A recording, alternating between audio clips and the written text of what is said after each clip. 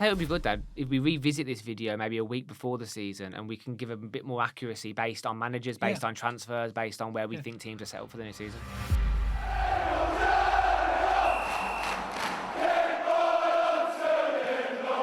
So welcome back to BCFC Royal Blue. Now in this podcast we're going to be talking about the EFL Championship. We're going to look at some of the teams that are likely to challenge at the top end of the table and have a general discussion about the early odds really that the bookies have put out and also talk about our team, Birmingham City, where we think we might finish and how we might do. Now we appreciate that this is very early and there's a lot of transfer business to happen just yet, and we know that these odds are just odds and they're just what the bookies think, but it's still interesting to look at the teams and see what we think that they will do. So just to give you a bit of an insight, Matt, really, the early odds, okay, they're very interesting. Okay, who do you think's the favourites to win the league? Well, just off the back of the early betting, I believe we were up there in terms of the expectation, but I'm going to go with Sheffield United. Okay, right. Okay, so these I'll give you the promotion. These are promotion odds, not to win the title. These are promotion odds.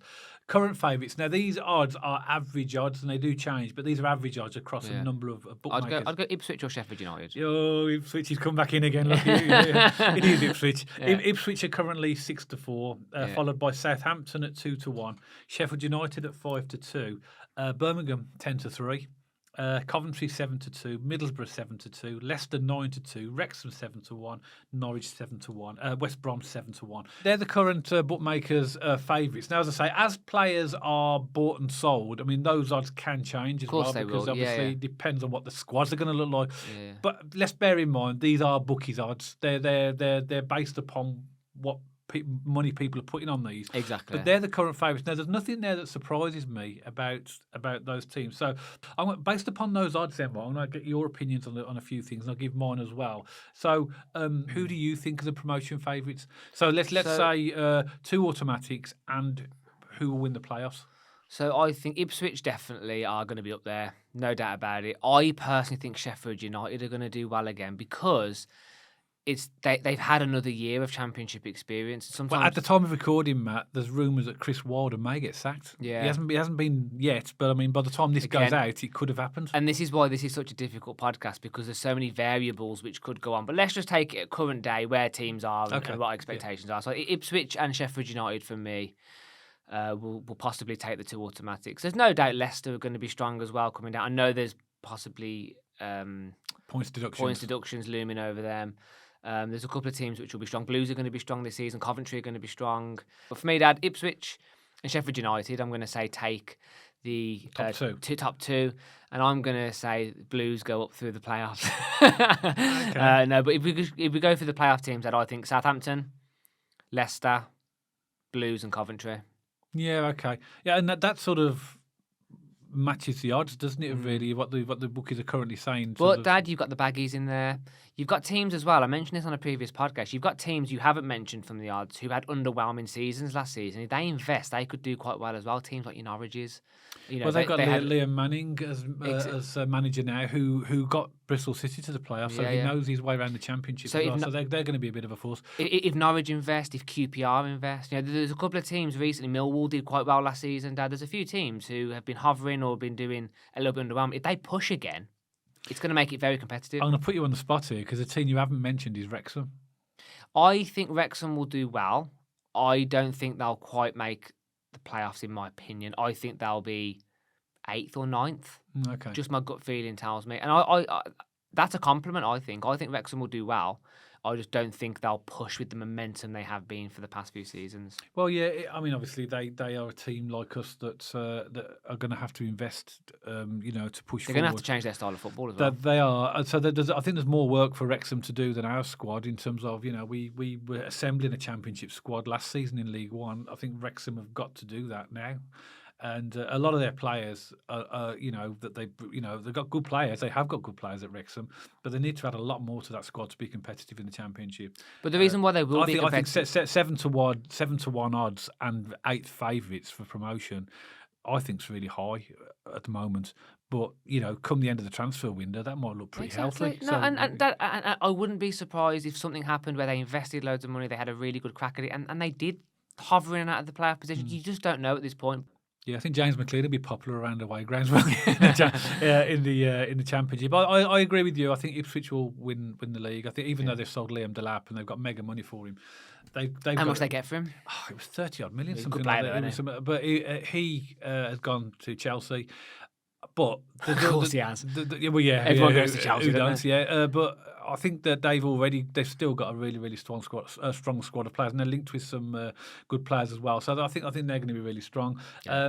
I think Sheffield United will be strong, but it depends on what happens with their manager situation, and also rumours are that lots of Hamer could be sold, and he was a big player for them last season. And that's another thing, Dad. I'm backing Sheffield United to do about it. They lose Hamer, O'Hare, and a couple of their creative players. Who knows what's going to happen to them? So I've just got a feeling. I don't know why. Maybe call it gut feeling. Sheffield United will be back this season in force, and they'll do really well. I think it's going to be between them. So Ipswich, I think, will nab the first automatic spot. It's going to be between them and Coventry, I think, for the second. Really? I think Coventry could be strong because I think they finished the season strong last season under Lampard. They will invest. For me, what's key for them if they can keep Rodoni, because he's going to generate a lot. I think he will. I think he'll stay. Well, I mean, if he gets they get interest from like a Prem club, that potentially. But he was so good for them last season in terms of his goals and his assists, and he's key. But they've got loads of other good players, haven't they? Around that team, and I think they with a few additions, they could challenge for the top two. Coventry. Well, everyone knows Coventry's problem is they don't get going till Christmas. So if they can somehow get that September to Christmas form rocking, I have no doubt they could push for automatic. I can just think off the top of my head, last 3 seasons they've had a terrible start to the season. But they've always ended well, haven't they? Yeah, they get strong, so they're almost like it's like Rocky. You take a few punches and suddenly you sort of ride. But I think they could have a very good season, Coventry, if they get in the right players. West Brom for me are a bit of an unknown because they've obviously now appointed Ryan Mason as their manager, and they're taking a very similar model to Blues when we appointed Chris Davies. But those type of things, they're hard to know what's going to happen there in terms of he's obviously a good coach like Chris Davies was before he came to Blues, but is he going to make that transition to being the manager? So that will depend upon what they do and how they, what West Brom do next season. There's no doubt they'll be a good team, Dad. The Hawthorns will be a difficult place to go. It always is.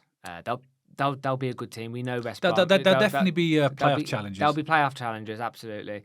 And no doubt I think West Brom will be a good team. I don't think they'll be like high-end playoff. I think they'll be somewhere between, hovering between sort of 5th and 8th, 9th, in that kind of region. That's pretty much what happened this season. Exactly. Also last season. Exactly that, Dad. But a team you haven't mentioned so far, I'm interested to get your thoughts. What do you think Leicester will do? Because you've already tipped automatics and you haven't tipped them for... Yeah, they are, for me, the complete unknown because... firstly, I'd be very surprised if Van Nistelrooy is out at the start of the season. They haven't done anything with the manager's job just yet. But the way that they got relegated, it weren't good. They lost so many games. Didn't they didn't score a home goal for they got the league record. So they lost 8 in a row at home and didn't score a goal in any of those. That's a Premier League record. Not a nice record, but it's still a record. But it depends if they do get a new manager in. Will that manager change their style of play? But also as well, there'll be a lot of players in that team that will be on big wages that probably won't want to be there in terms of that. The natural reaction to a lot of players if you get relegated, they want to go back into the Premier League. I even heard rumours that Steffi Mavropanos on his way. Is to a European league? I've heard Bologna and a couple of other teams are interested in Mavropanos. Not surprised. He's a good player. He's a good player, and they're going to struggle to hold on to people like that Leicester this season, I think. Yeah, but on the other hand as well, Matt, the reality is, the financial reality is they'll need to get rid of certain players because the wages as well. Now we know that Jamie Vardy is going to move on. They will see some other players leaving Leicester, I believe. But also the big thing for me is what's going to happen with the points deduction if they get one. So they've been charged by the EFL, haven't they, for breach of various regulations. If that results in a points deduction, that's already a massive disadvantage going in. So I still think Leicester are going to be a strong. If I'm honest, I think But whether they make top 2 is going to be tough. They could because they've still got a Premier League team there.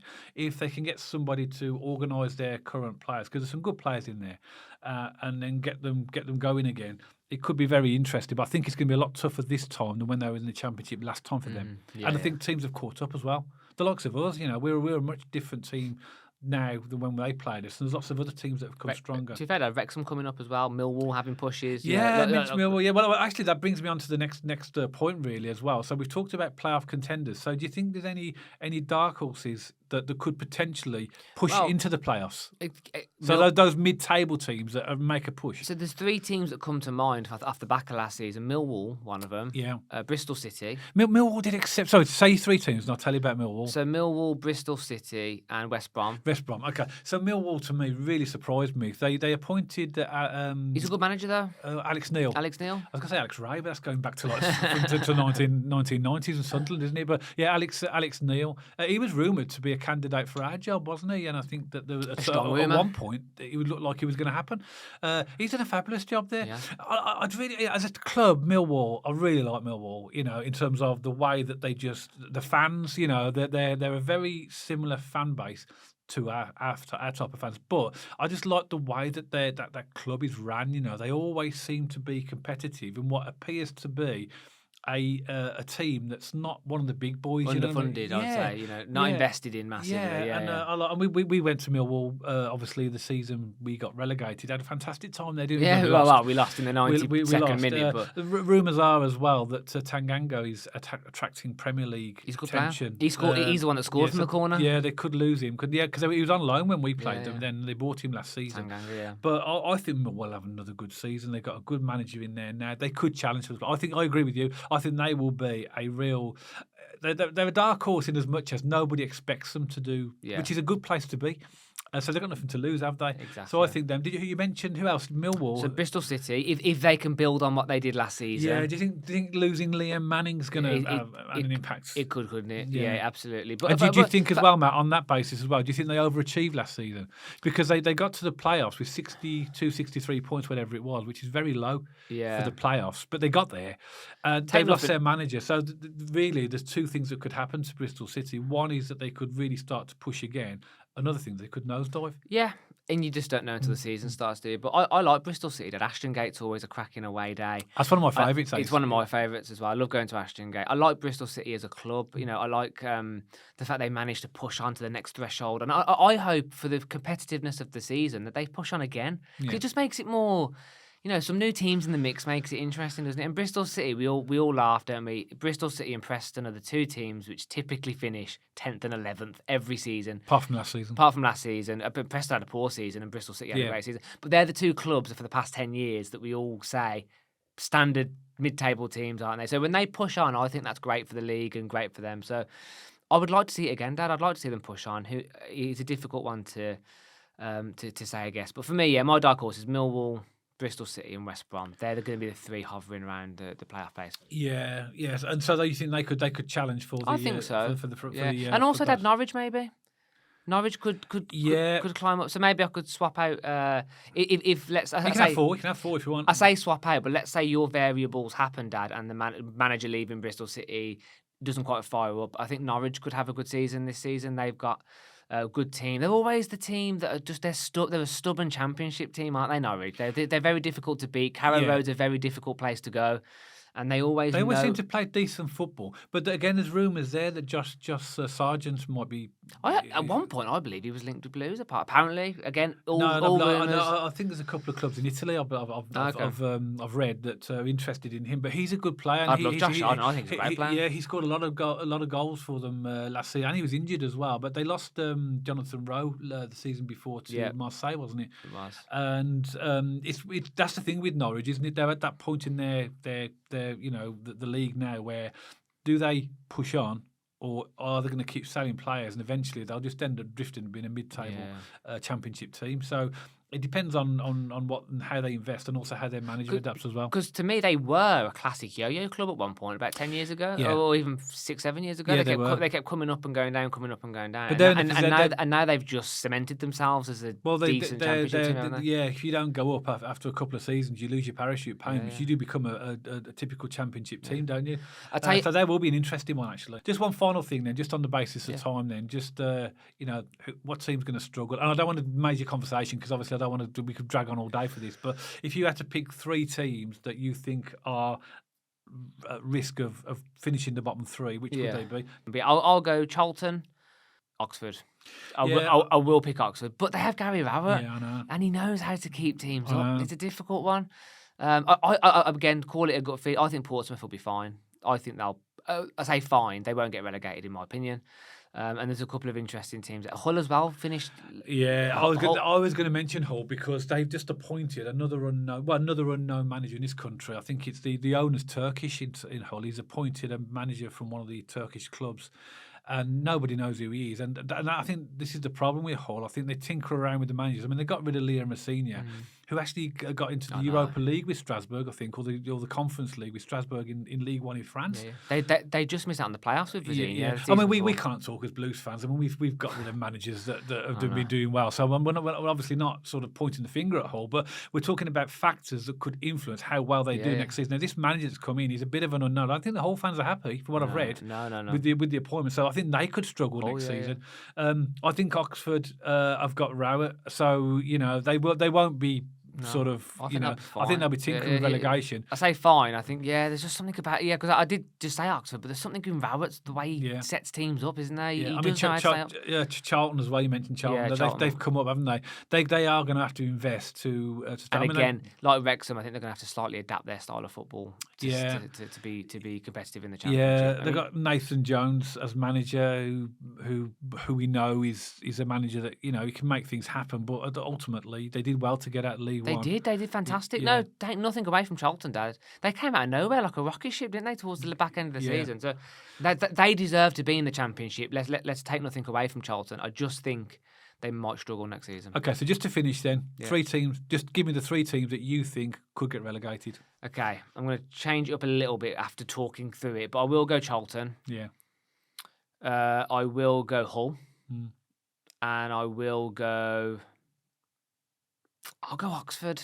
Yeah. Although I like Rowett, I still think they might go down. They're my 3 as well. Yeah. They're my 3 as well. I mean, there's going to be teams in the mix like your Prestons. Depends. I mean, they've got to invest Preston. The problem with Preston is that they haven't invested in that squad for years. Yeah. They're linked with is it Cameron Burgess from Ipswich, defender. So if they can get him over the line, he's a good signing. But they'll need more than that. Yeah. So Preston could struggle. Portsmouth could struggle as well. But I would definitely go with those 3 myself as well. Yeah. So interesting, isn't it, Matt? The odds are what they are at the moment. But you watch those change. I mean, it's like watching a fruit machine with the odds changing all the time when all the players that are being bought and sold and stuff like that. But I tell you, it'd be good, Dad, if we revisit this video maybe a week before the season and we can give a bit more accuracy based on managers, based on transfers, based on where we think teams are set up for the new season. Yeah, that's a good idea. Let's do that. But that's what we think. And bear in mind, we will caveat this, and this is obviously for fans of other clubs as well. We are just basing it on what the current bookies odds are, and it is all speculation at the moment. But it's good to talk about these things because we know how competitive the Championship is, and we know that one team 1 week can be in 3rd place, lose a couple of games, and they could be fighting relegation. It's that tight. But love to know your thoughts, not just Birmingham City supporters, but maybe fans of other clubs who maybe stumbled across this podcast. Let us know in the comments below what your team is and where and how you think your team will do in the Championship next season. Just bear in mind, if you are a fan of another club, we are a family podcast, and we welcome anybody's opinions, but please keep them respectful and clean. Obviously, we'll only delete any comments that have foul language or abusive or aggressive behaviour. Anything else, we're more than welcome for you to put your comments below. So please do that. As always, if you did like this podcast, then give us a thumbs up. And if you haven't checked us out on our social media channels already, then pop along to our X page and our Instagram page. And if you like to watch or listen to your podcast on Spotify, you'll find us on there as well. And you'll see the handles appearing on the screen for all these channels right now. If you haven't subscribed already and you'd like to, and there's no obligation to subscribe at all, but if you'd like to, press that big red subscribe button. And if you press the bell icon next to the subscribe button, it'll allow you to get notifications every time we put a new podcast out. So that's it for this podcast. Hope you've enjoyed it. Myself and Matt will see you on the next one, all about Birmingham City.